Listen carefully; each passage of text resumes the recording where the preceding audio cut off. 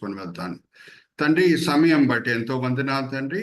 ఈ వేదిక బట్టి ఎంతో వందనాలు. ఎంతో కృషితో తండ్రి ఇద్దరు సహోదరులు, బ్రదర్ ఇజ్రాయెల్ గారు, బ్రదర్ విజయ్ గారు, ఈ వేదికని స్థాపించడమే కాదు, ఎంతో ప్రయాసంతో దాన్ని ముందుకు తీసుకొని వెళ్తున్నారు. దాన్ని బట్టి తండ్రి సార్వత్రిక సంఘం మేలు పొందుతుంది. నేను కూడా తండ్రి అనేక సార్లు ఈ వేదిక మీద వచ్చి వాక్య పరిచర్య చేస్తూ నేను కూడా ఆశీర్వదించబడుతున్నాను.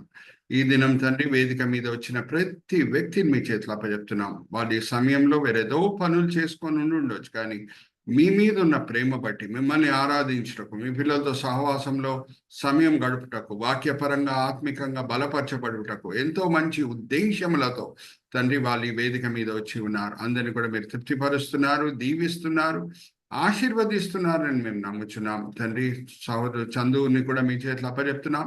ఆయన ఎంతో కృషితో టెక్నికల్ అసిస్టెన్స్ చేస్తుండగా ఆ సహోదరిని దీవించండి, ఆశీర్వదించండి. అలాగే తండ్రి ఈ ఒక గంటని మీ చేతిలో అప్పచెప్తున్నాం. మా ప్రతి మాట, ఆలోచన, క్రియ మీ మనసుకి సంతోషము, మీ పేరుకి మహిమ కలిగేటట్లు మీ కృప చూపించండి. ఈ వినపములు మేము యేసుక్రీస్తు పరిశుద్ధమైన నామమున వేడుకుంటున్నాం. ఆమేన్, ఆమేన్, ఆమేన్. అయితే ఇంకొక వాక్య భాగం కూడా మనం చదువుకుందాము. దాన్ని కూడా మనం ఆధారం చేసుకొని బైబిల్ స్టడీలో ముందుకు సాగుదాం. 119వ కీర్తన 18వ వచనం స్వరూప సహోదరి గారు చదివినిపిస్తారు. 119వ కీర్తన 18వ వచనం. నేను నీ ధర్మశాస్త్రం నందు ఆశ్చర్యమైన సంగతులను చూచునట్లు నా కన్నులు తెరువుము. దీన్ని కూడా మనము ఆధారం చేసుకొని మన బైబిల్ స్టడీలో ముందుకు సాగుదాం. చందు బ్రదర్ మనకి ఫస్ట్ స్లైడ్ చూపిస్తారు. నేను ప్రతిసారి ఈ స్లైడ్తోనే ప్రారంభం చేస్తాను నా బైబిల్ స్టడీని, ఎందుకంటే ఫస్ట్ టైమర్స్ కూడా ఉంటారు, వాళ్ళ బెనిఫిట్ కొరకు. మనము బైబిల్ స్టడీలో వాడే పద్ధతి ఏంటి, మనం తీసుకునే 3 అడుగులు ఏంటి? మొదటిగా మనము ఏ లేఖన భాగం మీద ఫోకస్ చేస్తామో దాన్ని అబ్జర్వేషన్ అని అంటాం. మనం పుస్తకం బై పుస్తకం, అధ్యాయం బై అధ్యాయం, వచనం బై వచనం ధ్యానిస్తూ ముందుకు సాగే బైబిల్ స్టడీలో మనం ఉన్నామండి. ఈ ఆది బుక్ ఆఫ్ జెనసిస్ లో, ఆది కాండంలో మనము ఇప్పటి వరకు 26వ అధ్యాయం వరకు వచ్చి ఉన్నాము. దాంట్లో మనము అధ్యాయం బై అధ్యాయం, వచనం బై వచనం ఫస్ట్ అబ్జర్వ్ చేస్తాం, ఫోకస్ చేస్తాం. దాని తర్వాత దాని అర్థం ఏంటో సెకండ్ స్టెప్ ఇంటర్ప్రిటేషన్. ఏ వాక్య భాగంని మనం ఫోకస్ చేశామో దాన్ని అర్థం ఏంటో అర్థం చేసుకుంటాం. మూడోది అప్లికేషన్. నేర్చుకున్న పాఠంలో ఏమున్నాయో బైబిల్ స్టడీలో అది మన క్రైస్తవ జీవితంలో అమలుపరచుట. ఈ 3 అడుగులు మనం వేస్తేనే బైబిల్ స్టడీ వెనకాల ప్రాముఖ్యమైన ఉద్దేశంలో మనము సాధించినట్టు. అయితే ఎప్పుడు నేను ఇంట్రొడక్షన్లో చెప్పే మాటలు ఇంకొకసారి కూడా గుర్తు చేస్తున్నాను. అదేమనగా ఎందుకు లేఖనం రాయబడి ఉన్నది అనేది సహోదరి స్వరూప గారు చదివినిపించారు. ఒక కారణము బుద్ధి కలుగుటకై, రెండవది నిరీక్షణ పుట్టించుటకై. ఉదాహరణకు నేను చెప్తున్నానండి, ఇజ్రాయెల్ దేశం అరణ్యంలో ఉన్నప్పుడు కొన్ని కష్టాలకి అది గురి అయింది. దేవుడు చక్కని సహనంతో, ఓర్పుతో, విశ్వాసంతో కూడిన పాఠంలో అరణ్య మార్గంలో ఇజ్రాయెల్ దేశ ప్రజలకి నేర్పించారు. ఏ స్థాయికి తీసుకొని వచ్చారంటే, మనిషి రొట్టె వలన కాదు కానీ దేవుని నోటి నుంచి వచ్చే ప్రతి మాట చేత జీవిస్తాడు అనే స్థాయికి, ఆత్మిక స్థాయికి తీసుకురావడానికి దేవుడు ప్రయత్నించాడు.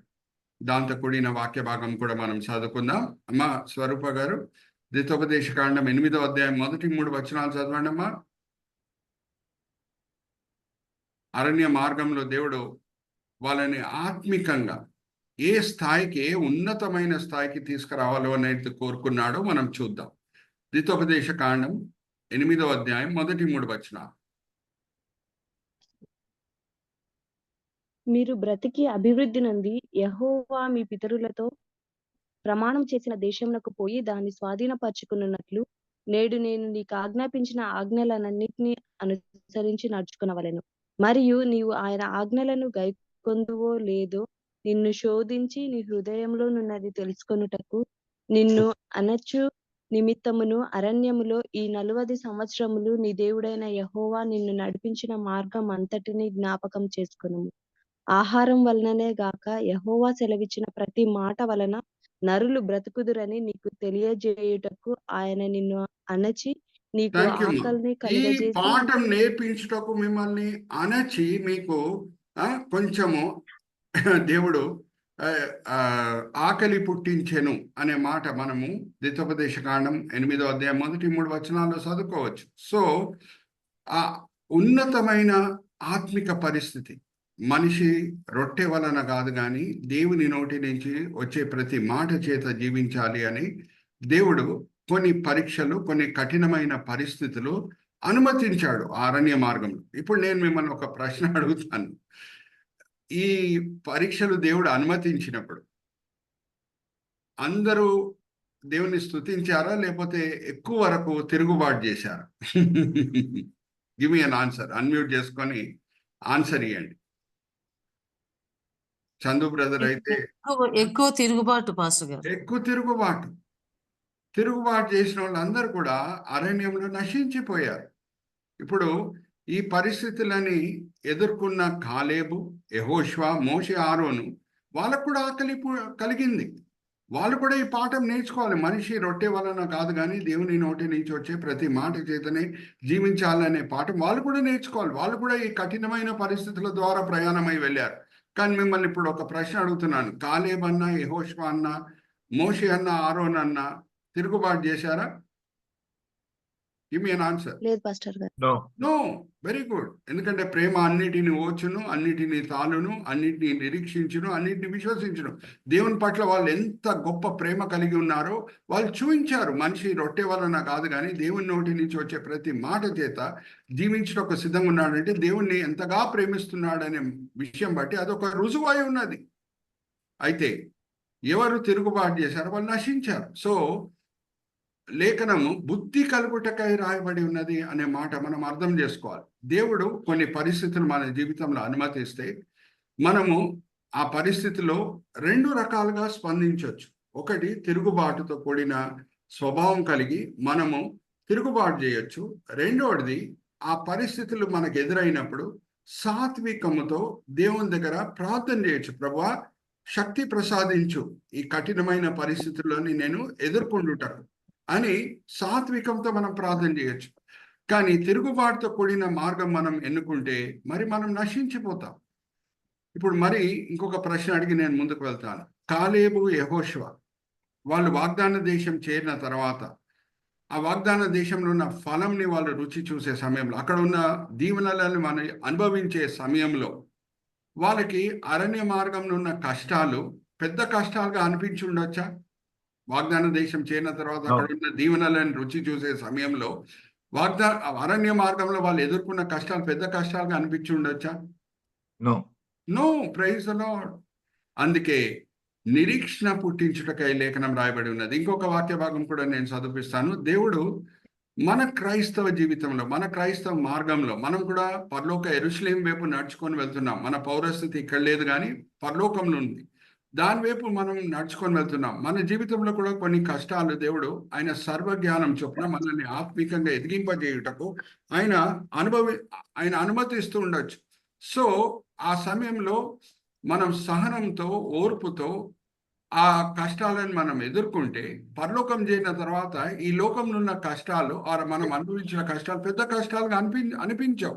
మా ఒక్కసారి చదవమ్మా. రోమిలికి రాసిన పత్రిక 8వ అధ్యాయం 18వ వచనం. స్వరూప సహోదరి చదివినిపిస్తారు. మీ బైబిల్స్ లో కూడా అండర్లైన్ చేసుకోండి. రోమిలికి రాసిన పత్రిక 8వ అధ్యాయం 18వ వచనం.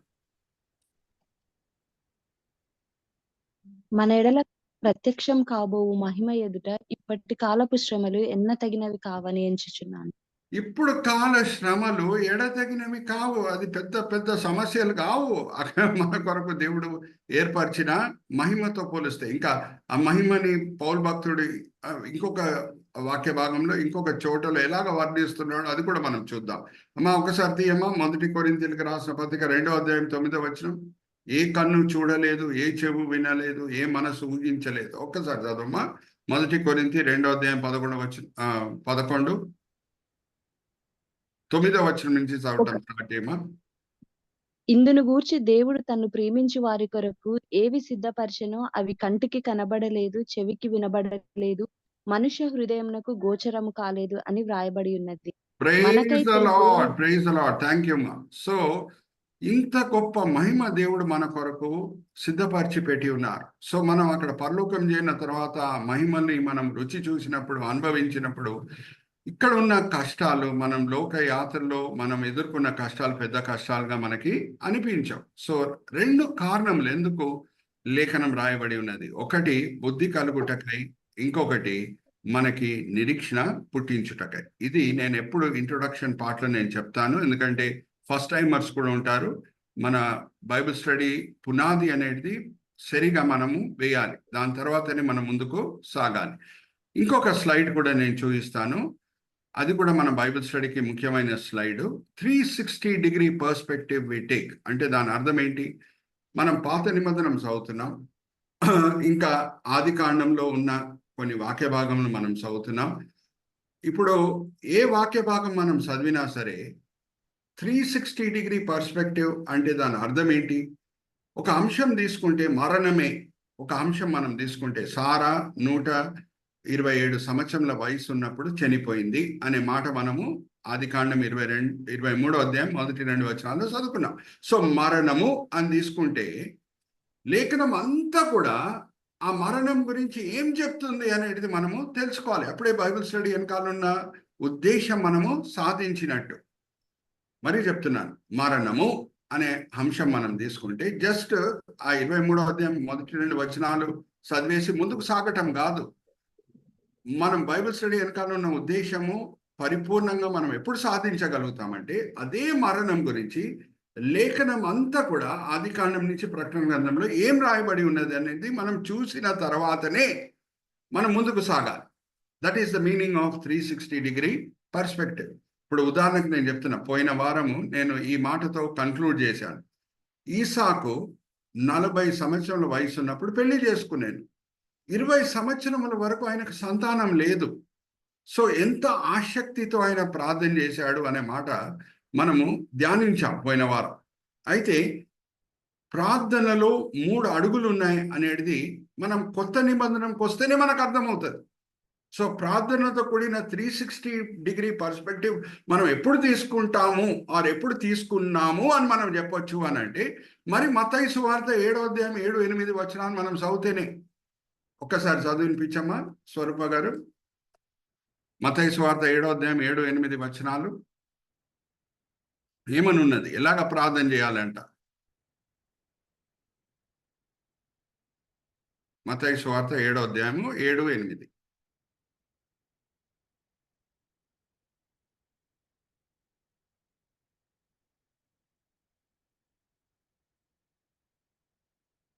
మా అన్మ్యూట్ చేసుకొని చదవండి అమ్మా.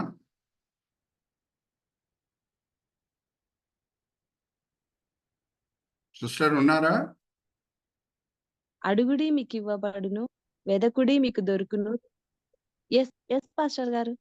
చదవండి. అదే అదే వాక్యం. అడుగుడి మీకు ఇవ్వబడును, వెదకుడి మీకు అడుగుడి మీకు ఇవ్వబడును, వెదకుడి మీకు దొరుకును, తట్టుడి మీకు తీయబడును. థ్యాంక్ అడుగు యూ మా. ప్రతివాడును పొందును, అడుగుడి, వెదుకువానికి వెతుకుడి, దొరుకును, తట్టుడి. తట్టువానికి తీయబడును. థ్యాంక్ యూ మా. అడుగుడి, వెతుకుడి, అలాగే తట్టుడి. అంటే the seriousness and the passion of the prayer is increasing. అడుగుడి లెవెల్ 1 అంటే, తట్టుడి ఎతుకుడి 2వ స్టెప్, తట్టుడి 3వ step. So we understand about prayer only when we link up the Old Testament portions also with the New Testament. Then only the entire purpose behind Bible study is achieved. అప్పుడే మనము Bible study వెనకాలన్న అన్ని ఉద్దేశములు మనము సాధించినట్టు. ఈసాకు ప్రార్థన చేశాను అనే మాట మనం అది చదువుకొని నెక్స్ట్ వచనంకి మనం వెళ్ళిపోవచ్చు, కానీ బైబిల్ స్టడీ వెనకాలన్న ప్రాముఖ్యమైన ఉద్దేశములు మనం ఎప్పుడు సాధించినట్టు అంటే కొత్త నిబంధనం కూడా ప్రార్థన గురించి ఏం చెప్తుంది అనేది మనం తెలుసుకుంటేనే. Are you all with me? So ప్రభు వారు ఏమంటున్నారు? అడుగుడి, ఎత్తుకుడి, అలాగే తట్టుడి. తట్టుడి స్టెప్ 3. అంటే ఆ స్టేజ్లో ఒక వ్యక్తి ఉపవాసం ఉండి కూడా ప్రార్థన చేస్తాడు. దేవుడితో పెనుగులాడతాడు. Are you understanding? So there are 3 stages of prayer. Ask, seek and knock. ఇప్పుడు with this in background, let's go to the outline of chapter 26. మనము 25వ అధ్యాయముతో కూడిన అవుట్లైన్ మనం చూద్దాం. నేను ఎప్పుడు ఒకే కామన్ ఆల్ఫాబెట్తో స్టార్ట్ చేసే సబ్హెడింగ్స్ వాడతానండి. అలాగా మనం చేస్తే మనం క్రియేటివ్గా బైబిల్ స్టడీ చేసినట్టు. ఒక ప్రసంగి ఉన్నాడు, బైబిల్లోనే ఉన్నాడు, ఒక పుస్తకం పేరే ప్రసంగి. ఆయన ఎలాగా ప్రసంగించేవాడు మనం చూద్దాం. ఎందుకు నేను ఇలాగ క్రియేటివ్ స్టైల్ వాడతాను అనేది మీకు తెలిసి ఉండాలి. దానికి వాక్య ఆధారం ఏంటి? మన సబ్హెడింగ్స్ అన్ని కూడా ఒకే ఆల్ఫాబెట్తో స్టార్ట్ అయ్యేటట్టు ఆర్ రైమింగ్ వర్డ్స్ నేను వాడుతూ ఉంటాను బైబిల్ స్టడీలో. అమ్మా ఒక్కసారి చదవమ్మా. ప్రసంగి 12వ అధ్యాయం 10వ వచనం. ఎలాగా ప్రసంగించేవాడంట? ప్రసంగి ఇంపైన మాటలు చెప్పుటకు పూనుకొనెను.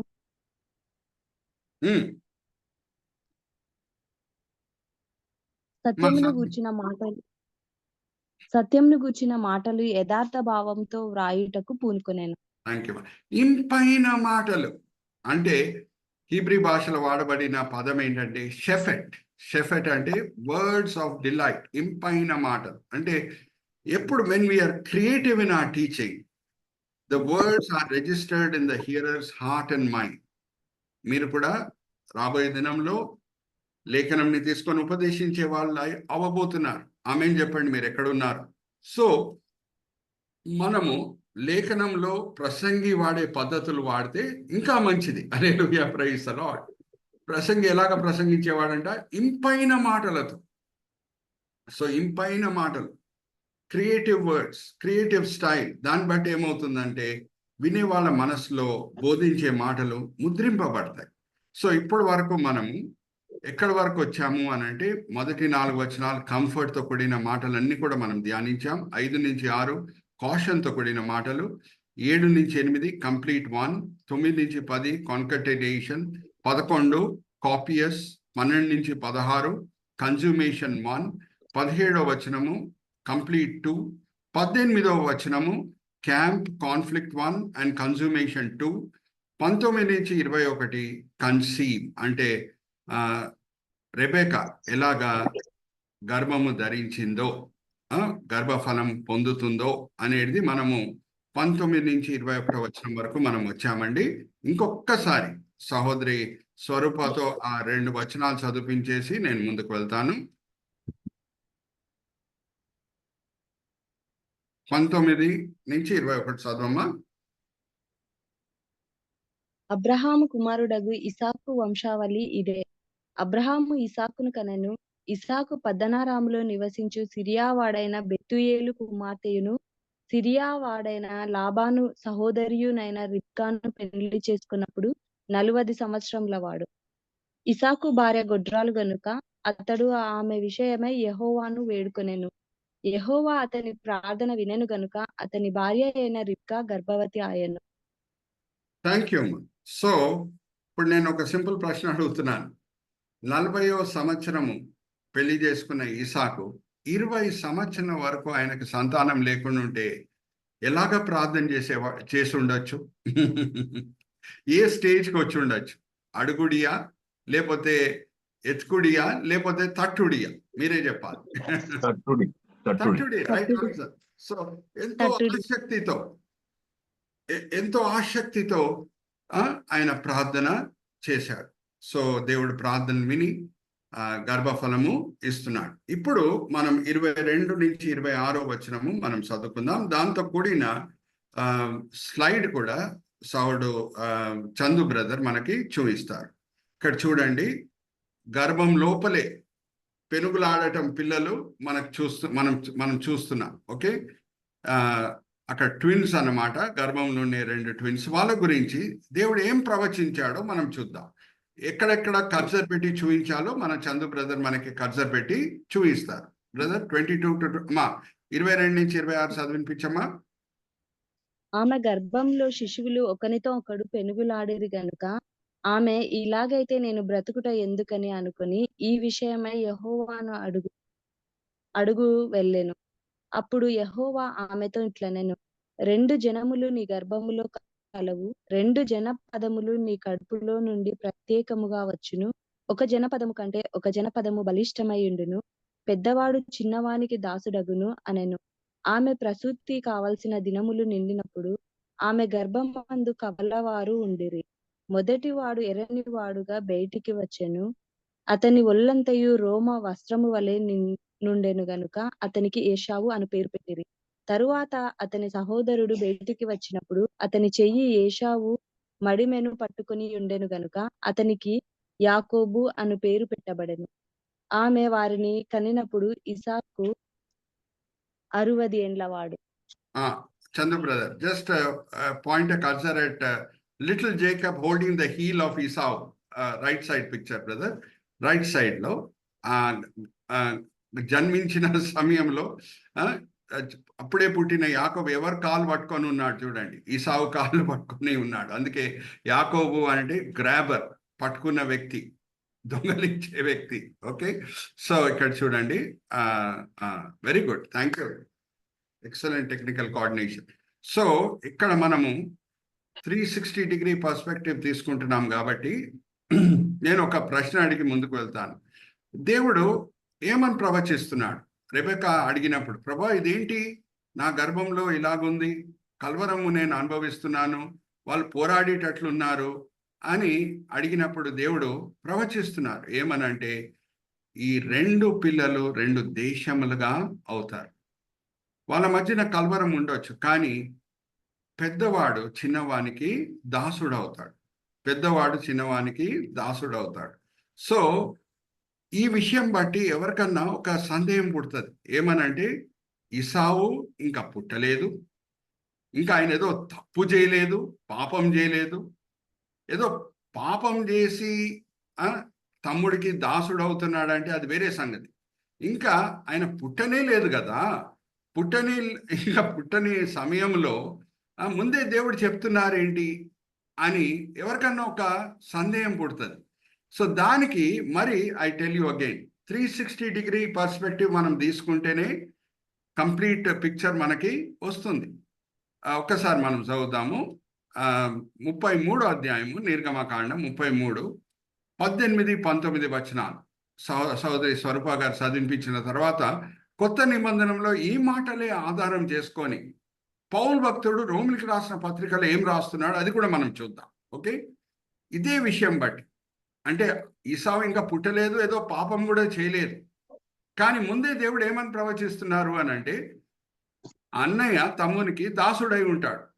మరి ఇది న్యాయమేనా అనే ప్రశ్న ఎవరి మనసులన్నా పుడుతుంది. న్యాయమేనా, ఏదో తప్పు చేసి ఉంటే ఈసావు తమ్మునికి దాసుడు అవుతాడు అని దేవుడు చెప్పొచ్చు, కానీ ఇంకా ఆయన పుట్టనే లేదు, తప్పే చేయలేదు, మరి ఇటువంటి తీర్పు దేవుడు ఇవ్వటము న్యాయమేనా అనే ప్రశ్న ఏర్పడుతుంది. సో దానికి పౌలు భక్తుడు చక్కని జవాబిస్తాడు. కానీ దేన్ని ఆధారం చేసుకొని ఆయన జవాబిస్తున్నాడో ఆ వాక్య భాగం కూడా మనము చదువుకుందాం. నిర్గమకాండం 33వ అధ్యాయము 18, 19 వచనాలు చదువమ్మా. Chandu brother please let us look at the slide. అతడు దయచేసి నీ మహిమను నాకు చూపుమనగా, ఆయన నా మంచితనం అంతయు నీ ఎదుట కనపరిచెదను, యెహోవా అను నామమును నీ ఎదుట ప్రకటించెదను. నేను కరుణించి వాని కరుణించేదను, ఎవని యందు కనికరపడేదను వాని యందు కనికరపడేదనెను. చూడండి, హల్లెలూయా, ప్రైజ్ ది లార్డ్. నేను నా కనికరంని చూపిస్తాను. ఎవరి పట్ల నేను కనికరం చూపించాలని కోరుకుంటున్నాను వాళ్ళ పట్ల నేను కనికరము చూపిస్తాను. దేవుడు సావరీన్ గాడ్, ఆయన సింహాసనం ఆసీనుడై ఉన్నాడు, ఆయనకు అధికారం ఉన్నది, హక్కు ఉన్నది. ఎవరి పట్ల కనికరము చూపించాలి, ఎవరి పట్ల ఎక్కువ కనికరం చూపించాలి అని అంటే అది ఆయన అధికారం అయి ఉన్నది. అందుకే పౌలు భక్తుడు అంటున్నాడు, అమ్మా ఒక్కసారి తీయమ్మా, రోమిలికి రాసిన పత్రిక 9వ అధ్యాయం 11వ వచనం నుంచి 15వ వచనం. 11 నుంచి 15 బైబిల్స్ అండర్లైన్ చేసుకోండి. ఇప్పుడు మనం నిర్గమకాండం 18వ అధ్యాయం నిర్గమకాండము 33వ అధ్యాయం 18, 19 వచనాలు చదువుకున్నాం చూడండి. దాన్ని ఆధారం చేసుకొని పౌలు భక్తుడు ఈ మాటలు రాస్తున్నాడు. రోమిలికి రాసిన పత్రిక 9వ అధ్యాయము 11 నుంచి 15.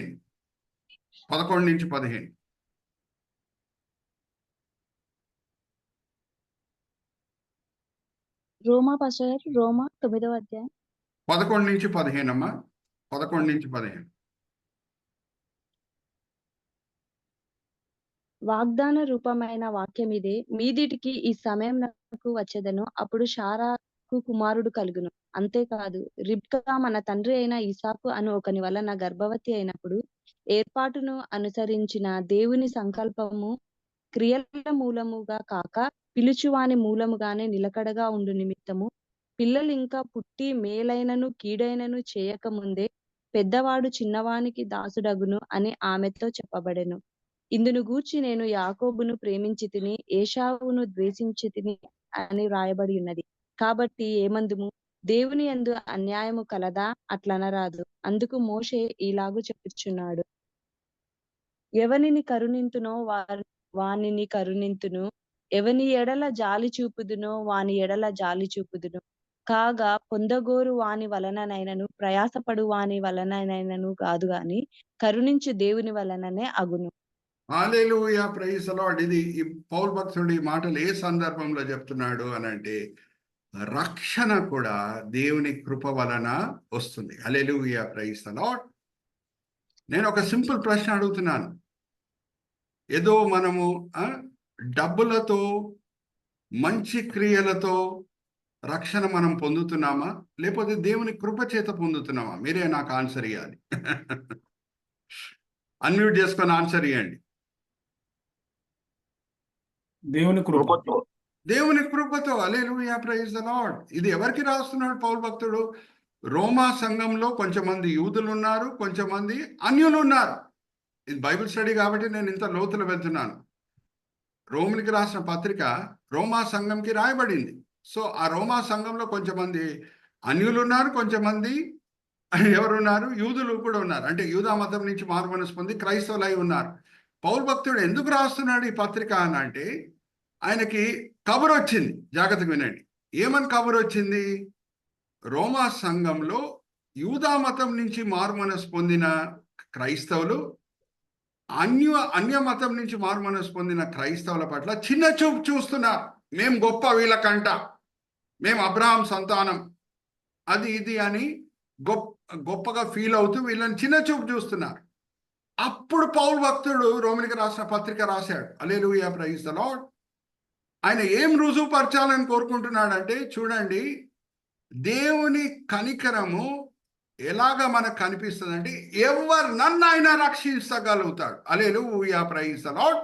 అందుకే రోమిలికి రాసిన పత్రికలో 3వ అధ్యాయం 23వ వచనంలో ఏముందంటే, అందరూ పాపులే. హల్లెలూయా, ప్రైజ్ ది లార్డ్. అది యూదా మతం నుంచి మారుమనసు పొందిన క్రైస్తవులన్నా అన్య మతం నుంచి మారుమనసు పొందిన క్రైస్తవులన్నా అందరు కూడా పాపులే. అందరికీ రక్షణ అవసరం. ఆ రక్షణ ఓన్లీ ఉచితంగా దేవుడు కృప చేత ఇస్తాడు. హల్లెలూయా, ప్రైజ్ ది లార్డ్. ఆ మాటలు చెప్తూ చక్కగా వాదిస్తున్నాడు పౌలు భక్తుడు. ఏమని అంటున్నాడు? అరే, దేవుడు కనికరం చూపించాడు యాకోబు పట్ల. ఇంకా ఇద్దరు కూడా పుట్టలేదు, ఈసావు పుట్టలేదు, యాకోబు పుట్టలేదు. దానికంటే ముందే దేవుడు నిర్ణయించాడు, నేను యాకోబుని గొప్పగా హెచ్చిస్తాను అని. అలాగే అన్యులను దేవుడు ఎన్నుకున్నాడు. హల్లెలూయా, ప్రైజ్ ది లార్డ్. ఆయన కనికరం చూపించే దేవుడు.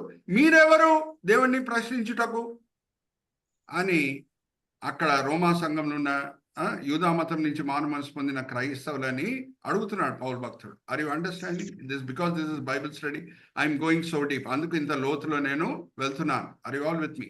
సో 360 పర్స్పెక్టివ్ అని అంటే, ఏ వాక్య భాగం అన్నా మనము పాత నిబంధనలు చదివినప్పుడు we link it up to New testament.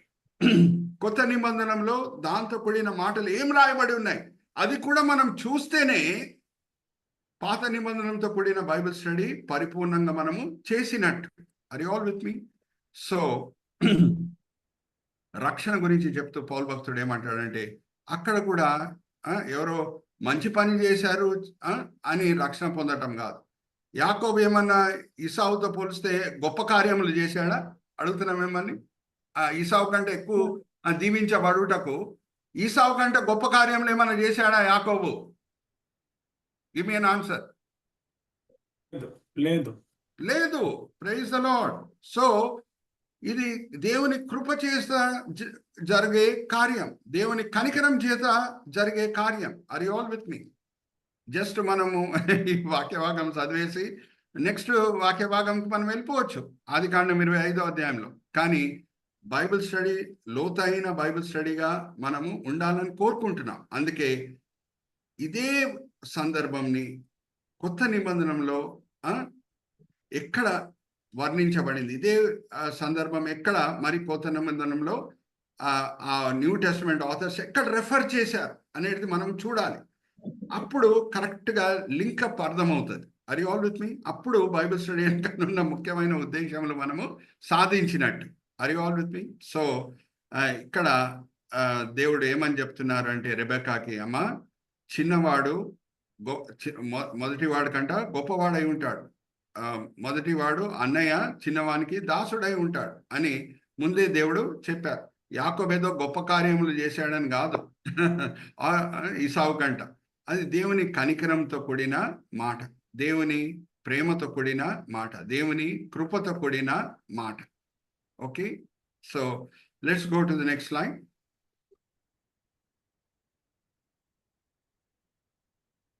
Chandu brother, let's go to the next slide.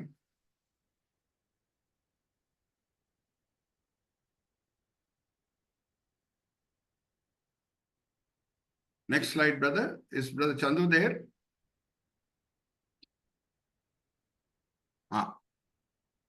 ఇక్కడ చూడండి. నెక్స్ట్ సి ఏంటంటే కాంట్రాస్ట్ అండ్ చాయిసెస్. కాంట్రాస్ట్ అంటే ఇద్దరు పిల్లలు, వాళ్ళ మధ్యనున్న ప్రత్యేకమైన వ్యత్యాసం ఏంటి, దాన్ని కాంట్రాస్ట్ అని అంటారు. తర్వాత తల్లిదండ్రుల చాయిసెస్ ఏంటి.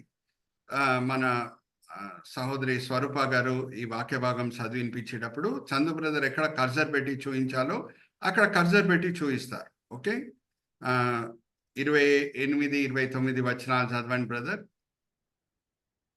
సహోదరి స్వరూప గారు చదివినిపించేటప్పుడు చందు బ్రదర్ మనకి ఎక్కడ కర్జర్ పెట్టి చూపించాలో అక్కడ కర్జర్ పెట్టి చూపిస్తారు. ఒక కుమారుడు, ఆయన చేతిలో బిల్లుంది, బాణం ఉంది, ఆయన తండ్రికి సమీపంగా ఉన్నట్టు కనిపిస్తున్నాడు. ఇంకొక కుమారుడు వ్యవసాయకుడు లెక్క కనిపిస్తున్నాడు, ఆయన పొలం నుంచి ఏదో తీసుకొని వచ్చి తల్లికి ఇస్తున్నాడు. చూడండి, ఒక కుమారుడు తల్లికి దగ్గర ఉన్నట్టున్నాడు, ఒక కుమారుడు తండ్రికి దగ్గర ఉన్నట్టున్నాడు. మా 28 నుంచి 29 వచనాలు ఇసాకు ఏశావు తెచ్చిన వేట మాంసములు తినుచుండెను గనుక అతన్ని ప్రేమించెను. రిబ్కా యాకోబును ప్రేమించెను. ఒకనాడు యాకోబు కలబుర వంట చాలమ్మా. సో ఈసాకు ఎవరిని ప్రేమించాను? ఈసావుని ప్రేమించాను. చూడండి, తండ్రి ఎవరి దగ్గర ఉన్నాడు? ఈసావు దగ్గర ఉన్నాడు. అలాగే తల్లి ఎవరి దగ్గర ఉంది? కుమారుడైన యాకోబు దగ్గర ఉంది. Okay, so we see contrast in the behavior of the parents and in their choices. Okay, ఇప్పుడు లేఖనం కూడా మనం ఎందుకు చదువుతున్నామంటే అప్లికేషన్ పార్ట్కి మనం రావాలి అని నేను ఎప్పుడూ కోరుకుంటూ ఉంటాను. అప్లికేషన్ అంటే మన క్రైస్తవ జీవితంలో బైబిల్ స్టడీ చేత మనం నేర్చుకున్న పాఠంలని మనము ఎలాగా పాటించాలి. Unless we apply the truths learned or the lessons learned in the Bible study, the purpose behind Bible study is not achieved. So ఇక్కడ మనం గమనిస్తే ఇటువంటి పేరెంట్స్ బిహేవియర్, దాని వలన పిల్లలకి ఎటువంటి మానసిక ప్రభావం కలుగుతుంది. Let's go to the next line. ఇక్కడ చూడండి, ఇద్దరు తల్లిదండ్రులు ఒక స్కూల్ ఫంక్షన్ అటెండ్ అవుతూ వస్తున్నారు. ఓకే, కూతురు ఉంది, కూతురు చేతిలో ఒక మెడల్ కూడా ఉంది. ఓకే, సో తల్లిదండ్రులు పలికిన మాటలు చూడండి. కుమారుడు కూడా ఉన్నాడు. Good job, we're lucky to have such a smart daughter అంటున్నారు. ఇంకా నాన్నగారు మాట్లాడిన మాటలు, ఇంకా తల్లిగారు మాట్లాడిన మాటలు, you should be more like your sister, you should be more like your sister అని తల్లి చెప్తున్నది. ఇప్పుడు ఈ కుమారుని మీద ఏం ప్రభావం కలుగుతుంది? Are parents being bit partial here? Favouritism చూపిస్తున్నారా? Give me an answer. Are parents showing bit of partiality and favoritism?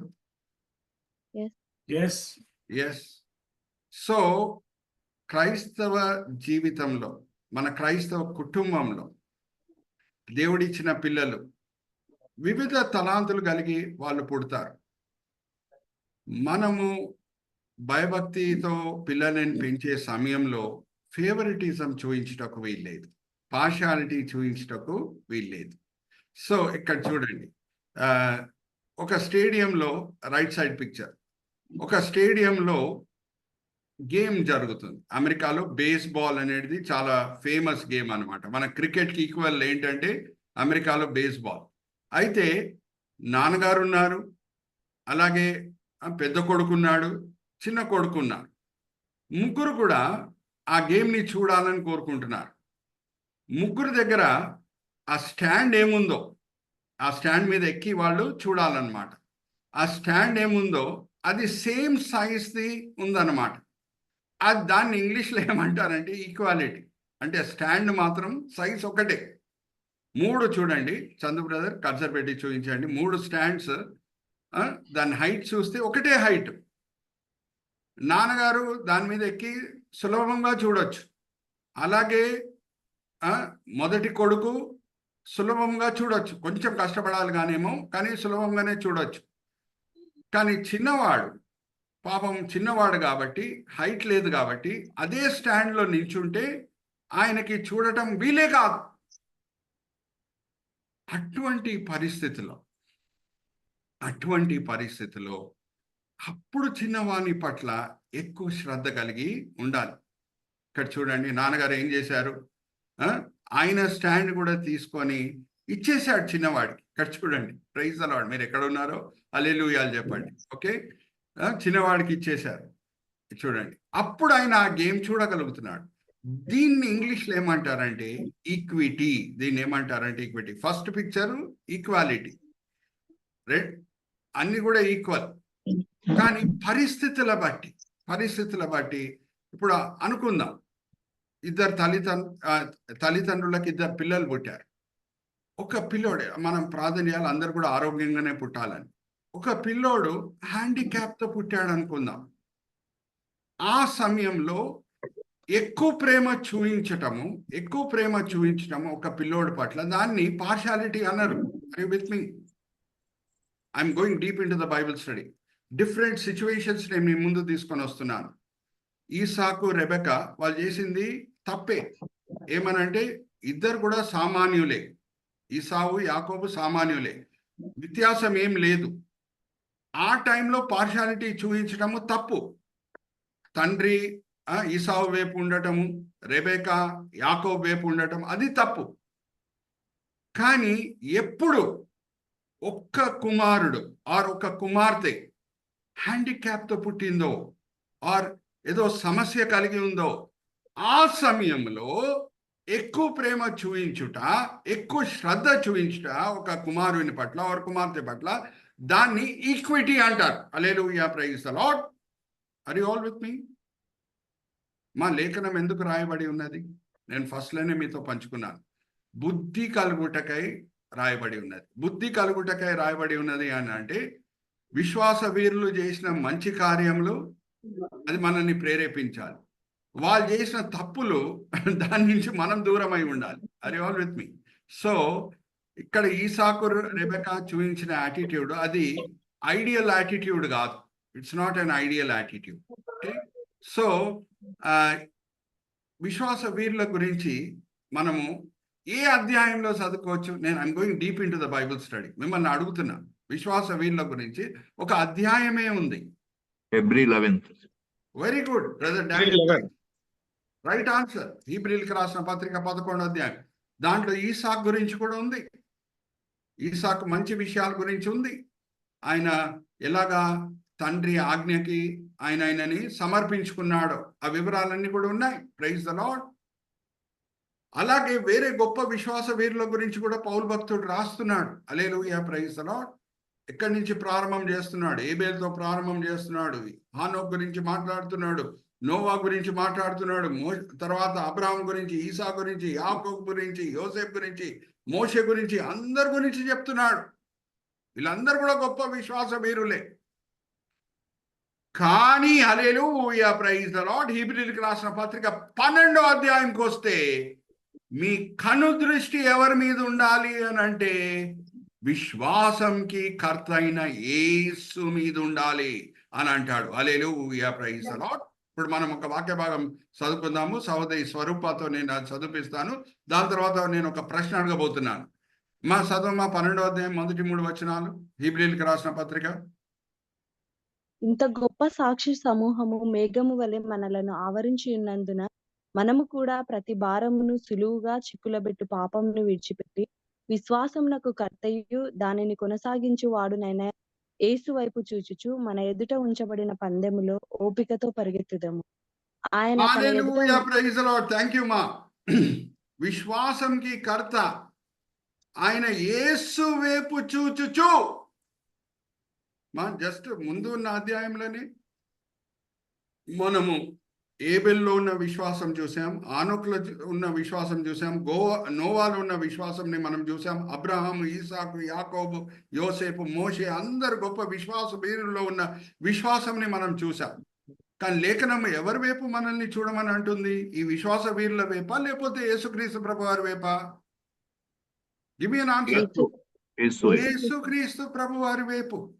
Are you all understanding? ఎందుకంటే ఈ విశ్వాస వీరులందరూ కూడా గొప్ప విశ్వాస వీరులే, కానీ వాళ్ళలో లోటుపాట్లు ఉన్నాయి. కానీ యేసు పరిపూర్ణుడు. Hallelujah praise the Lord. లేఖనం ఏం చెప్తుంది? అబ్రహాం నడుచుకున్న అడుగుజాలలో మీరు నడుచుకోండి, ఈసాకు నడుచుకున్న అడుగుజాలలో మీరు నడుచుకోండి, మోషే నడుచుకున్న అడుగుజాలలో మీరు నడుచుకోండి అని చెప్పట్లేదు. ఎవరి అడుగుజాలలో మనం నడుచుకోవాలంట? మా ఒక్కసారి తీయండి మా. 1 యోహాను 2వ అధ్యాయం 6వ వచనం. 1 యోహాను 2వ అధ్యాయం 6వ వచనం. బైబిల్స్ అండర్లైన్ చేసుకోండి. నేను క్రైస్తవుడిని అని ఎవరన్నా చెప్పుకుంటే ఎవరు అడుగుజాలలో నడుచుకోవాలి? ఆయన వాక్యము ఎవడు గైకొనునో వానిలో దేవుని ప్రేమ నిజముగా పరిపూర్ణమాయెను. ఆయన యందు నిలుచున్న వాడనని చెప్పుకొనువాడు ఆయన ఎలాగు నడుచుకొనెనో అలాగే తానును నడుచుకొన బద్ధుడై ఉన్నాడు. మనం ఆయన హల్లెలూయా ప్రైజ్ ది లార్డ్. నేను క్రైస్తవుడిని అని అంటే యేసు ఎలాగ నడుచుకున్నాడో అలాగ నడుచుకోవటం నేను నేర్చుకోవాలి. అలాగ నేను నడుచుకోవాలి. లేఖనం ఏం చెప్తుంది? అబ్రహాం ఎలాగ నడుచుకున్నాడో అలాగ నడుచుకోమని చెప్తుందా? ఈసాకు ఎలాగ నడుచుకున్నాడో అలాగ నడుచుకోమని చెప్తుందా? యాకోబు, యోసేపు ఎలాగ నడుచుకున్నారో అలాగ నడుచుకోమని చెప్తుందా? Give me an answer. ఎవరి వైపు చూసుకొని మనం నడవాలంట? యేసుక్రీస్తు యేసులో ఏమైనా పార్షాలిటీ ఉందా? లేదు. లేదు. Hallelujah praise the Lord. అందుకే పౌలు భక్తుడు అంటున్నాడు, ఒకసారి తీయండమ్మా, కొలోసీయులకు రాసిన పత్రిక 3వ అధ్యాయం 23వ వచనం. యేసులో పార్షాలిటీ అనేది లేదు. 3వ అధ్యాయం కొలోసీయులకు రాసిన పత్రిక 3వ అధ్యాయం 23వ వచనం. బైబిల్స్ అండర్లైన్ చేసుకోండి. ప్రభువు వలన స్వాస్థ్యమును ప్రతిఫలముగా పొందుదమని ఎరుగుదుము గనుక మీరేమి చేసినను అది మనుషుల నిమిత్తము కాక ప్రభువు నిమిత్తమని మనస్ఫూర్తిగా చేయుడి. మీరు ప్రభువైన క్రీస్తునకు దాసులై ఉన్నారు. కంటిన్యూ. అన్యాయము చేసిన వానికి తాను చేసిన అన్యాయము కొలది మరలా లభించును. పక్షపాతం ఉండదు. పక్షపాతం యేసులో ఉండదు. Hallelujah praise the Lord. Are you all understanding? So యేసులో పక్షపాతం ఉండదు అని అంటే మరి మన కుటుంబంలో కూడా పక్షపాతము ఉండకూడదు. ఒక కొడుకుని ఎక్కువగా ప్రేమించుట, ఒక కొడుకుని తక్కువగా ప్రేమించుట, ఒక కూతుర్ని ఎక్కువగా ప్రేమించుట, ఒక కూతుర్ని తక్కువగా ప్రేమించుట, అది వీళ్ళు ఉండకూడదు. అలాగ జరగకూడదు మన కుటుంబాల్లో. ఎప్పుడు జరగవచ్చు అని అంటే జాగ్రత్త వినండి. ఆ పిక్చర్ నేను మీకు చూపించాను చూడండి, ఈక్విటీతో కూడిన పిక్చర్.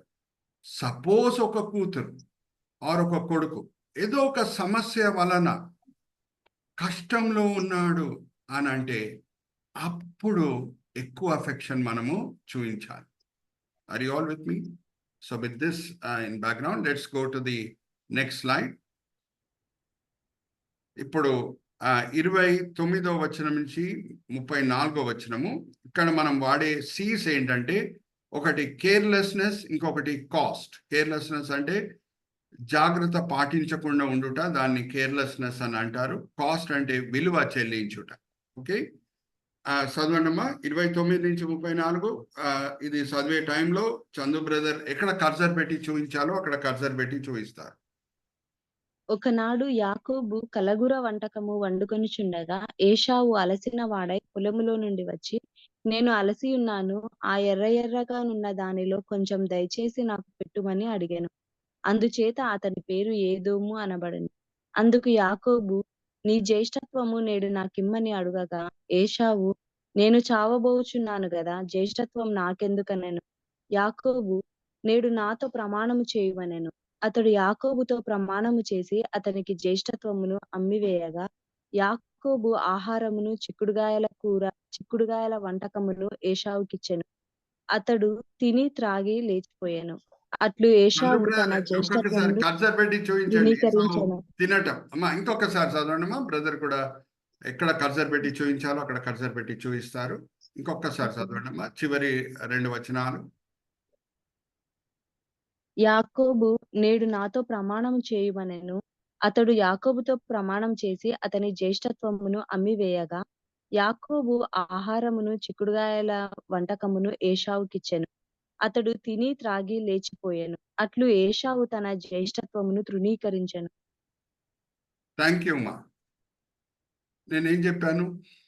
కొత్త నిబంధనతో మనం లింకప్ చేయకుండా ఉంటే బైబిల్ స్టడీ వెనకాలన్న ప్రాముఖ్యమైన ఉద్దేశంని మనము సాధించినట్టు కాదు. ఇదే సందర్భంని కొత్త నిబంధన ఎలాగ వర్ణిస్తుంది? ఈసావు దాని తర్వాత హీబ్రీలకు రాసిన పత్రిక పౌలు భక్తుడు రాశాడండి. ఆయన జూయిష్ బైబిల్ కామెంటరీస్ కూడా చదివిన వ్యక్తి, చక్కగా రాబీ గమలీల్ దగ్గర తర్బియత్ పొందిన వ్యక్తి, లేఖనం విషయంలో వాక్య జ్ఞానంలో గమలీల్ దగ్గర చక్కని తర్బియత్ పొందిన వ్యక్తి పౌలు భక్తుడు. ఆయన హీబ్రీలకు రాసిన పత్రిక రాస్తున్నాడు. ఇప్పుడు ఇక్కడ ఆకలి తీరింది ఈసావుది.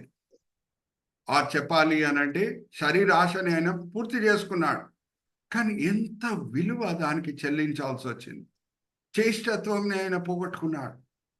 మనకి ఆదికాండము 25వ అధ్యాయము చివరి వచనం 34వ వచనంలో ఈ మాటలు రాయబడలేదు. కానీ జూయిష్ బైబిల్ కామెంటరీస్ మనం చదివినప్పుడు పౌలు భక్తునికి యూదుల చరిత్ర అంతా కూడా తెలుసు. తాల్మడ్, తార్గం, మిద్రాష్ ఇవన్నీ కూడా జూయిష్ బైబిల్ కామెంటరీస్ ఏంటో పౌలు భక్తునికి తెలుసు. రాబీ గమలీల్ దగ్గర ఆయన తర్బియత్ పొందాడు. సో అక్కడి నుంచి తీసుకొని చెప్పిన మాటలు జస్ట్ ఉదాహరణకు నేను చెప్తున్నా. 2వ తిమోతిలో ఉంటది, ఇద్దరు మోషేని ఐగుప్తులో ఎదిరించారు అని ఉంటది. జానేస్ అండ్ జాంబ్రస్ ఇద్దరు పేర్లు ఉంటాయి, జానస్ అండ్ జాంబ్రస్. అంతకీ మనకు నిర్గమకాండం మనం చదివినప్పుడు ఐగుప్తు దేశంలో ఉన్న మంత్రకారులు ఎదిరించారు మోషేని, ఆరోన్ అని ఉంటుంది, కానీ వాళ్ళ పేర్లు లేవు. కానీ పౌల్కి ఎక్కడి నుంచి దొరుకుంటుంది వాళ్ళిద్దరు పేర్లు జానస్ అండ్ జాంబర్స్ అని? మిమ్మల్ని అడుగుతున్నా, గివ్ మీ అన్ ఆన్సర్. ఎక్కడి నుంచి దొరుకుంటుంది? ఎవరు ఆయనకు బయలుపరచి ఉండొచ్చు? ఎవరి దగ్గర ఆయన తర్బియత్ పొందాడు చెప్పండి? గమాలియల్ దగ్గర. అందుకు ఆయన ఆ ఐగుప్తు మంత్రకారుల పేర్లు కూడా చెప్పగలిగాడు 2వ తిమోతి పత్రిక రాసేటప్పుడు. ఓకే, సో జాగ్రత్తగా వినండి. ఇక్కడ ఆదికాండము 25వ అధ్యాయం సమాప్తం అవుతుంది. కానీ దాని తర్వాత ఈసావు నిదానంగా కూర్చొని ఆలోచించినప్పుడు ఏం పోగొట్టుకున్నాడో అనే విషయము ఆయన మనసులో ఆయన గ్రహించినప్పుడు ఎలాగా ఆయన స్పందించాడంటే ఒకసారి చూద్దామా? Chandu brother, let's look at that slide. హీబ్రీలకు రాసిన పత్రిక 12వ అధ్యాయం మనం చదువుకుందాం. Chandu brother, let's look at that slide. సహోదరి స్వరూపతో మనం చదువుపిద్దాం. హీబ్రీలకు రాసిన పత్రిక 12వ అధ్యాయము 16-17 చదవండమ్మా. ఒక పూట కూటి కొరకు తన జ్యేష్ఠత్వపు హక్కును అమ్మివేసిన ఏశావు వంటి భ్రష్టుడైనను వ్యభిచారి అయినను ఉండునేమో అనియు జాగ్రత్తగా చూచుకొనుడి. ఏశావు ఆ తరువాత ఆశీర్వాదం పొందగోరి కన్నీళ్లు విడ్చుచు దానికోసరము శ్రద్ధతో వెదికినను మారు మనసు పొందని అవకాశము దొరకక విసర్జింపబడనని మీరు ఎరుగుదురు. కన్నీరు కార్చెను, నాకు జ్యేష్ఠత్వం తిరిగి రావాలని కన్నీరు కార్చెను, ఏడ్చెను, కానీ తిరిగి రాలేదు. అమ్మా ఇదైతే లేదు కదా. ఆదికాండం 25వ అధ్యాయం 34వ వచనంలో మనం చదువుకోలేదు. మరి పౌలు భక్తుడికి ఎక్కడి నుంచి దొరికింది ఈ విషయాలు? ఆయన జూయిష్ బైబిల్ కామెంటరీస్ కూడా చదివాడు కాబట్టి అందుకు ఆ మాటలు రాయగలుగుతున్నాడు. ఆయన ఏడ్చాను, కన్నీరు కార్చాను, దుఃఖించాను, అయ్యో నా చేష్టత్వం నేను పోగొట్టుకున్నానే, ఒక పూటి ఆహారం కొరకు నేను పోగొట్టుకున్నానే. ఒక సింపుల్ ప్రశ్న. ఆ టైంలో ఆకలితో ఉంటే కింద పడి చనిపోతాడమ్మా ఈసావు? అడుగుతున్నా మిమ్మల్ని. నో. అందుకే మనము బైబిల్ స్టడీలో నేర్చుకునే ఒక ప్రాముఖ్యమైన పాఠం ఏంటంటే, for short term benefits do not lose long term gains. Are you all with me? For short term benefits do not lose long term gains. Let's go to the next slide brother. ఇక్కడ చూడండి, ఈ slide మనం చూద్దాం. ఇక్కడ ఈ వ్యక్తి facial expressions మనం చూద్దాం. ఇక్కడ చూడండి, ఆయన చిన్న గెయిన్స్ కొరకు ఎంత లాసెస్ అనుభవిస్తున్నాడు అని అంటే, తరాసులో చూస్తే లాసెస్ విలువ గెయిన్స్ విలువ కంటే ఎక్కువ ఉంది. ఆయన ఫేస్ చూస్తుంటే ఆయన ఫేస్లో సంతోషం కనిపిస్తుందా, మీకు కంగారు కనిపిస్తుందా? Give me an answer. కంగారు. ఆర్ యు ఆల్ విత్ మీ? ఆ ఐస్ చూడండి, కార్టూన్ ఐస్, అక్కడ కంగారే కనిపిస్తున్నది. ఎందుకంటే for short term gains he has incurred long term heavy losses. మన క్రైస్తవ జీవితంలో కూడా అపవాది వచ్చి, దీని వలన నీకు ఇంత లాభం కలుగుతుంది, దీని వలన కొంచెం లాభం కలుగుతుంది అని సాతానుడు, అపవాది మనల్ని శోధించినప్పుడు భయభక్తితో మనం స్పందించాలి. ఏదో తాత్కాలికమైన మేలు కొరకు శాశ్వతమైన మేలు మనం పోగొట్టుకోకూడదు. యేసుక్రీస్తు ప్రభువారు అరణ్యంలో తట్టుకున్న 3 శోధనలు, శరీరాశతో కూడిన శోధనలు, నేత్రాశతో కూడిన శోధనలు, జీవటంబంతో కూడిన శోధనలు. ఒకసారి ఆలోచించండి. యేసుక్రీస్తు ప్రభువారు 40 దినములు ఉపవాసం ఉన్నారు, అరణ్యంలో ఉన్నారు. ఆ సమయంలో సాతానుడు వచ్చి ఏ మాటలు వాడి ప్రభువారిని శోధిస్తున్నారు? నువ్వు దేవుని కుమారునివా? నువ్వు అద్భుతాలు చేయగలుగుతావు కదా, మరి ఈ రాయలను రొట్టెలుగా మార్చి తిను. యేసుక్రీస్తు ప్రభు వారికి తెలుసు, తండ్రి దగ్గర నుంచి ఆహారం తినుటకు ఇంకా పర్మిషన్ రాలేదు. తండ్రి దగ్గర నుంచి ఎప్పుడు పర్మిషన్ వస్తుందో అప్పుడే ఆయన తినాలి. దానికంటే ముందు తింటే అది శరీరాశ అనే శోధనకి లోబడినట్టు. ఒకసారి చదువుదామా మత్తయి సువార్త. దేవుని పర్మిషన్ ఎలాగొస్తుంది? అన్ని శోధనలు తట్టుకున్న తర్వాత దేవదూతలే వచ్చి ఆహారం అందించినాయంట ప్రభువారికి. ఒకసారి తీయండమ్మా, 4వ అధ్యాయం 11వ వచనం. మత్తయి సువార్త 4వ అధ్యాయం 11వ వచనం. అన్ని శోధనలు ప్రభువారు తట్టుకున్న తర్వాత దేవదూతలే వచ్చి ఆయనకు ఆహారము అందించినాయి. అంతటా అపవాది ఆయనను విడిచిపోగా, ఇదిగో దేవదూతలు వచ్చి ఆయనకు పరిచర్య చేశాను. అంటే ఆహారం అయ్యే తీసుకొని వచ్చినాయి. ఇప్పుడు నేను మిమ్మల్ని సూటిగా ఒక ప్రశ్న అడుగుతున్నాను. ఈ దేవదూతల ఆహారం తీసుకొని వచ్చి ఇచ్చే వరకు యేసుక్రీస్తు ప్రభువారు దానికంటే ముందే ఆహారం తినుంటే విధేయత చూపించినట్ట, దేవుని చిత్తం పట్ల అవిధేయత చూపించినట్ల? అవిధేయత. అందుకే వాక్యంని ఆధారం చేసుకొని రాయబడలేదా అని ప్రభువారు అంటారు. ఏమంటారు? మనిషి రొట్టె వలన కాదు కానీ దేవుని నోటి నుంచి వచ్చే ప్రతి మాట చేత బతుకుతాడు. For short term gains he was not willing to lose long term benefits. Are you understanding? దేన్ని ఆధారం చేసుకొని సాతాన్ని ఎదిరించాడండి? వాక్యంని. ఇంకా 2 శోధనలు కూడా వస్తాయి. ఒకటి జీవటంబంతో కూడిన శోధన, ఇంకొకటి నేత్రాశతో కూడిన శోధన. 2 శోధనలు వచ్చినప్పుడు కూడా లేఖనంని ఆధారం చేసుకొని ప్రభువారు చెప్పిన జవాబు ఏంటి? రాయబడలేదా? అనవసరంగా మనం తండ్రిని శోధించకూడదు, పైనుంచి దుంకు అని అంటున్నాడు. ప్రైడ్ ఆఫ్ లైఫ్, జీవటంబం. ఈ కాలంలో కూడా కొంచెం టైం ఎక్కువైనా సరే కొంచెం సహకరించండి. ఎందుకంటే మనము ప్రాముఖ్యమైన పాఠములు బైబిల్ స్టడీ చేత మనం నేర్చుకోవాలి. ఆ నేర్చుకునే వరకు బైబిల్ స్టడీ కంప్లీట్ అయినట్టు కాదు. ఈ కాలంలో కూడా అందరు దుబాయ్ బుర్జ్ నుంచి, ఐఫిల్ టవర్ నుంచి కింద దుంకుతారు. ఎందుకు? వాళ్ళకి తెలుసు కింద టీవీ క్రూ వెయిట్ చేస్తుంటుంది మైక్తో పాటి. పాపులారిటీ ఇమీడియట్గా వచ్చేస్తుంది పైనుంచి దుంకుతే. ప్రజలు ఆశ్చర్యపడతారు. కానీ యేసుక్రీస్తు ప్రభు వారి కోరిక ఏంటంటే, తండ్రి చేత నేను హెచ్చింపబడాలి, తండ్రి ద్వారా నేను మహిమ పొందాలి, నేను చేసే కార్యముల వలన కాదు. హల్లెలూయా, ప్రైజ్ ది లార్డ్. తండ్రి నాకు సరి అయిన టైంలో ఒక పెద్ద హోదా ఇవ్వబోతున్నాడు, రక్షకుడుగా చేయబోతున్నాడు. అప్పుడు ప్రతి మోకాలు వంగును, ప్రతి నాలుక ఒప్పుకొనును యేసుక్రీస్తు ప్రభు వారే ప్రభు అని. ఆ సమయం వరకు నేను ఎదురు చూస్తాను. నేను సాతానుడు తీసుకొని వచ్చిన ఈ టెంపరీ ఆఫర్ని రిజెక్ట్ చేస్తాను అని ప్రభువారు ఇచ్చిన జవాబు ఏంటంటే, లేఖనం చెప్పట్లేదా? అనవసరంగా తండ్రిని మనము శోధించకూడదు. మూడో శోధన ఏంటి? మరి ఒక కొండ మీద తీసుకొని వెళ్ళి లోకంలో ఉన్న రాజ్యములు అన్ని కూడా చూపిస్తున్నాడు. చూపించింది ఈ రాజ్యములు అన్ని కూడా నీకు ఇస్తాను, వెండి బంగారం ఇచ్చేస్తాను అని అంటే, మరి ద్వితోపదేశకాండం 6వ అధ్యాయం 13వ వచనంని ఆధారం చేసుకొని ప్రభువారు చెప్పింది ఏంటంటే, తండ్రినే మనం పూజించాలి, వేరెవరిని పూజించటకు వీల్లేదు. హల్లెలూయా, ప్రైజ్ ది లార్డ్. మొదటి శోధన వచ్చినప్పుడు ద్వితోపదేశకాండం 8వ అధ్యాయం 3వ వచనం. రెండవ శోధన వచ్చినప్పుడు ద్వితోపదేశకాండం 6వ అధ్యాయం 16వ వచనం. మూడవ శోధన వచ్చినప్పుడు ద్వితోపదేశకాండం 6వ అధ్యాయం 13వ వచనంని వాడి ప్రభువారు సాతాన్ని ఎదిరిస్తున్నారు.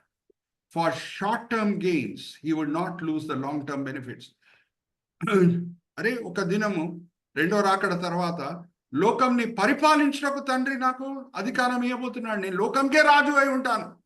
నీ దగ్గర నుంచి నేను ఈ రాజ్యం నన్ను పొందను, తండ్రి చేతి నుంచి నేను పొందుతాను. Hallelujah, praise the Lord. తండ్రి సమయం కొరకు నేను కనబెడతాను. Hallelujah, praise the Lord. Are you understanding? For short term gains we should never lose long term benefits. Are you all with me?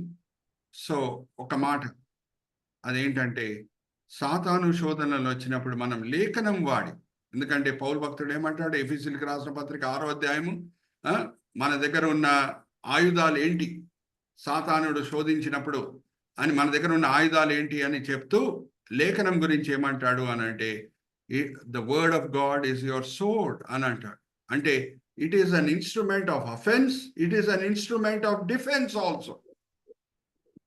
Are you all with me? లేఖనంకి ఇవ్వబడిన పేరేంటి పౌలు భక్తుని చేత? అది వాక్యం అనే ఖడ్గం అని అంటాడు. It is an instrument of offence, it is an instrument of defence.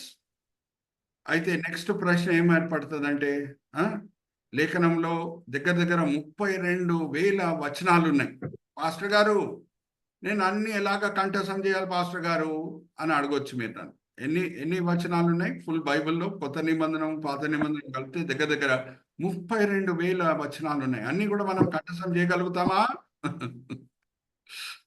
చేయగలుగుతామా? జాగ్రత్త వినండి. మన పని మనం చేయాలి, దేవుడి పని దేవుడు చేస్తాడు. ఏమనంటే, మనము శ్రద్ధగా ఆది కాండం నుంచి ప్రకటన గ్రంథం వరకు చదవాలి. ఏ లేఖనం ఏ సమయంలో మనం గుర్తు చేసుకోవాలో ఆ విషయంలో పరిశుద్ధాత్మ దేవుడు మనకు సాయం చేస్తాడు. హల్లెలూయా, ప్రైజ్ ది లార్డ్. ఉందా అలాగే? ఆ వాక్య భాగంని మనం ఎత్తిపట్టి ప్రార్థన చేద్దామా? ప్రభువా, సరి అయిన సమయంలో నాకు సరి అయిన వచనం జ్ఞాపకం చేయని. ఒకసారి తీయండమ్మా. యోహాను సువార్త 14వ అధ్యాయం 26-27 వచనాలు చదవండి. 14వ అధ్యాయం యోహాను సువార్త 26-27. అక్కడ వాగ్దానం ఉన్నది. పరిశుద్ధాత్మ దేవుడు మనకి, దేవుడు నేర్పించే పాఠములన్నీ కూడా జ్ఞాపకం చేపిస్తాడు సరి అయిన టైంలో. ఆదరణకర్త అనగా తండ్రి నా నామమున పంపబోవు పరిశుద్ధాత్మ సమస్తమును మీకు బోధించి నేను మీతో చెప్పిన సంగతులన్నిటినీ మీకు జ్ఞాపకం చేయును. హల్లెలూయా, ప్రైజ్ ది లార్డ్. మన పని మనం చేయాలి. ఆది కాండం నుంచి ప్రకటన గ్రంథం శ్రద్ధగా మనం చదవాలి. ఏ వాక్య భాగము ఏ సమయంలో గుర్తు చేయాలో అది పరిశుద్ధాత్మ దేవుని కార్యం. అది. ఆర్ యు ఆల్ విత్ మీ? నేను చెప్పగలుగుతాను 32,000 వచనాలు నేను బహుశా నేను కంఠస్థం చేయడానికి నా వలన వీలు కాకుండా ఉండొచ్చు. కానీ నా పని నేను చేస్తే దేవుని పని దేవుడు చేస్తాడు. ఇప్పుడు నేను 2 లేఖనంలో ఉన్న సంఘటనలు మీ ముందు తీసుకొని వచ్చి నేను ఒక ప్రశ్న అడగబోతున్నాను. రాతే బాణంలో నీళ్లు నింపండి అని ప్రభువారు కానా విందులో దాసులని ఆజ్ఞాపిస్తున్నారు. రాతే బాణంలో వాళ్ళు నీళ్లు నింపటం వాళ్ళ వలన వీలవుతుంది, కానీ దాన్ని ద్రాక్షరసంగా మార్చటం వీలవుతుందా? చెప్పండి, గివ్ మీ ఎన్ ఆన్సర్. లేదు. వీలు కాదు. కానీ వాళ్ళ పని వాళ్ళు చేయాలి, అప్పుడు దేవుని కార్యం దేవుడు చేస్తాడు. లాజర్ సమాధి ముందు రాయిని తీసి వేసేయండి, అది వాళ్ళు చేయగలుగుతారు. చనిపోయిన లాజర్ని వాళ్ళు లేపగలుగుతారా? అడుగుతున్నా మిమ్మల్ని. Give me an answer. No. So మన పని మనం చేస్తే దేవుడు ఆయన కార్యం ఆయన చేస్తాడు. ఇప్పుడు మరి ఇంకొక ప్రశ్న అడుగుతున్నాను. రాతే బాణంలో వీళ్ళ పని చేయకుండా ఉంటే, రాతే బాణంలో వీళ్ళు నీళ్లు నింపకుండా ఉంటే, వీళ్ళ పని వీళ్ళు చేయకుండా ఉంటే దేవుని అద్భుతంని చూడగలుగుతారా? నో. అలాగే లాజర్ సమాధి ముందు వీళ్ళు రాయిని తీసివేయకుండా ఉంటే, వీళ్ళ పనిని వీళ్ళు బాధ్యతతో చేయకుండా ఉంటే, చనిపోయిన లాజరు తిరిగి లేగటం ఆ అద్భుతం వీళ్ళు చూడగలుగుతారా? No. Are you all with me? మన పని మనం చేయాలి, దేవుని కార్యం దేవుడు చేస్తాం. లేఖనంని చదవటము, ఆది కాండం నుంచి ప్రకటన గ్రంథం, అది మన పని. సరి అయిన వాక్య భాగము సరి అయిన టైంలో గుర్తు చేయటం, అది పరిశుద్ధాత్మ దేవుని కార్యం. Are you all with me? So ఈసావు వలె మనం ఉండకూడదు అని అంటే, శోధనలు వచ్చినప్పుడు మనము వాక్యంనే వాడి సాతాన్ని ఎదిరించాలి. Are you all with me? అప్పుడు సాతాన్ని ఎదిరిస్తే పారిపోతాడు అనే మాట యాకోబు పత్రిక 4వ అధ్యాయం 4వ వచనంలో మనము చదువుకోవచ్చు. అమ్మా ఇది ఒక్కటి చదివించేసి నేను ముగిస్తున్నానమ్మా. ఒకసారి తీయండమ్మా, యాకోబు పత్రిక 4వ అధ్యాయం 4వ వచనం.